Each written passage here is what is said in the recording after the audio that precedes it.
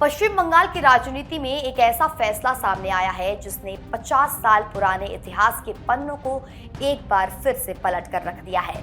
राज्य सरकार ने ऐलान किया है कि बंगाल के 325 चुनिंदा लोगों के बैंक खातों में हर महीने 10,000 रुपए की पेंशन भेजी जाएगी। लेकिन सवाल ये है कि अचानक इन 325 लोगों को हर महीने सरकारी खजाने से ये पेंशन क्यों दी जा रही है?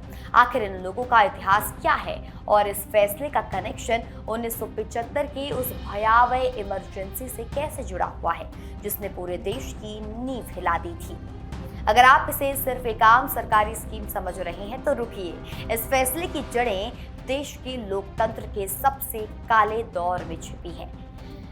नाबन्ना में आयोजित एक कार्यक्रम के दौरान पश्चिम बंगाल के मुख्यमंत्री शुभेंदु अधिकारी ने वेस्ट बंगाल लोकतंत्र सेनानी ऑनर योजना की घोषणा की।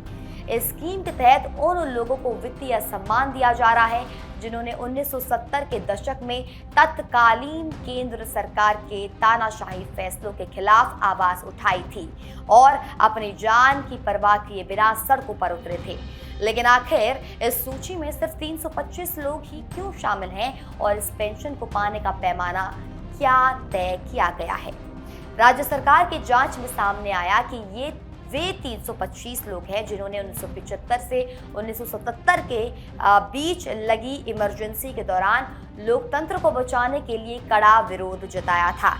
विरोध करने की कीमत इन लोगों को अपनी आजादी गंवाकर चुकानी पड़ी थी। इन्हें सरकार के खिलाफ बोलने और प्रदर्शन करने के आरोप में जेलों में डाल दिया गया था। अब लगभग 5 दशकों के बाद नई सरकार इन लोगों के त्याग और संघर्ष को आधिकारिक पहचान देते हुए उन्हें हर महीने 10,000 रुपए की पेंशन राशि प्रदान कर रही है। इस पूरे मामले के बैकग्राउंड को समझने के लिए हमें इतिहास के उस दौर में जाना होगा जिसने भारत के लोकतांत्रिक ढांचे को झकझोर दिया था। 25 जून 1975 को तत्कालीन प्रधानमंत्री इंदिरा गांधी की सलाह पर राष्ट्रपति फारूकुद्दीन अली अहमद ने संविधान के अनुच्छेद 352 के तहत पूरे देश में आपातकाल यानी इमरजेंसी लागू कर दिया था। ये दौर लगभग 21 महीनों तक यानी 21 मार्च 1977 तक चला।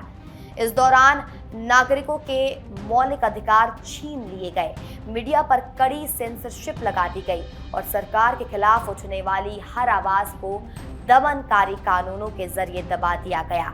उस 21 महीने के काले दौर में क्या क्या हुआ, ये आंकड़ा देखकर ही रूह कांप जाती है।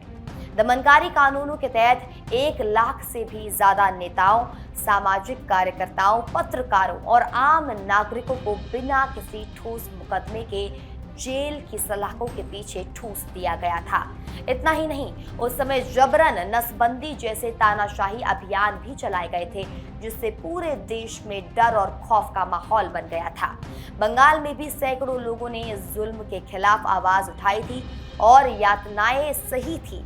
इसी संघर्ष को सम्मान देने के लिए राज्य सरकार ने सबसे पहले विधानसभा के बजट सत्र के दौरान इस पेंशन योजना का खाका पेश किया था।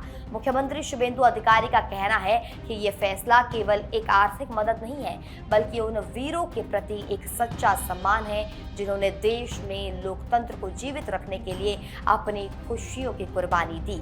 मुख्यमंत्री बनने के बाद से शुभेंदु अधिकारी लगातार बड़े और सख्त राजनीतिक फैसले ले रहे हैं, जैसे हाल ही में आरजीकर मेडिकल कॉलेज कांड के नई सिरे से निष्पक्ष जांच कराने का आदेश देना और अब लोकतंत्र सेनानियों के लिए ये पेंशन लागू करना।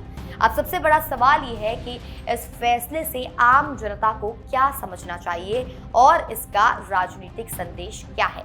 ये फैसला ये याद दिलाता है कि आज हम जिस लोकतांत्रिक आज़ादी का इस्तेमाल कर रहे हैं उसकी नींव में उन हजारों अनाम लोगों का पसीना और खून शामिल है जिन्होंने तानाशाही के सामने झुकने से इनकार कर दिया था। 325 लोगों को मिलने वाली ये पेंशन सिर्फ एक रकम नहीं बल्कि इस बात की याददाश्त है कि जब जब देश के संविधान और लोकतंत्र पर खतरा आएगा तब तक हक के लिए लड़ने वालों के योगदान को इतिहास कभी नहीं भुला पाएगा।